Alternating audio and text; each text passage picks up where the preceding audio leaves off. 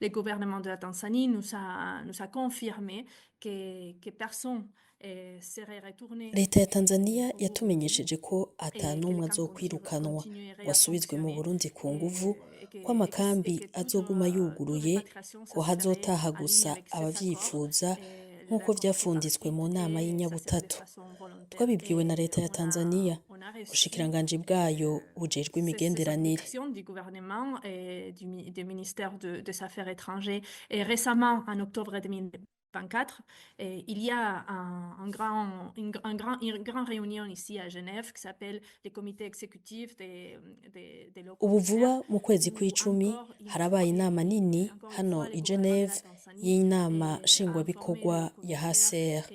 Leta ya de la Tanzania disposition à yarasubiriye aussi essayer de iramenyesha trouver des umuyobozi mukuru wa solutions HCR durables pour ko ces bategekanya réfugiés no burundais kurondera inyishu irama ku mpunzi z'abarundi zumva qui peuvent pas hataragera ko retourner pour des raisons de zihunguka ku protection, mvo etc. Et de z'umutekano travailler wazo, ensemble avec l'HCR ko bifuza et avec gukorana ce na HCR HCR, pour ayandi trouver des mashirahamwe solutions n'impunzi durables ubwazo en kugira collaboration aussi bashobore avec les réfugiés gupfundika pour uburyo izo mpunzi pouvoir zogumaho muri mettre en place des Tanzania solutions mu buzima qui bubereye ikiremwa muntu. permettent les réfugiés de Burundi de rester dans les pays et de continuer leur vie de façon digne. On est conscient de ces informations et de ces préoccupations et c'est pour ça que j'insiste sur l'importance de la conversation qu'on continue avec les autorités et de transmettre ces informations aux Turarajwe différents ishinga n'ayo réfugiés makuru aussi n'izo et pour mpungenge balancer z'impunzi. ces informations Nico gituma nanje nashimikiye ku qui peut biganiro causer tugirana na leta ya Tanzania de préoccupations, kandi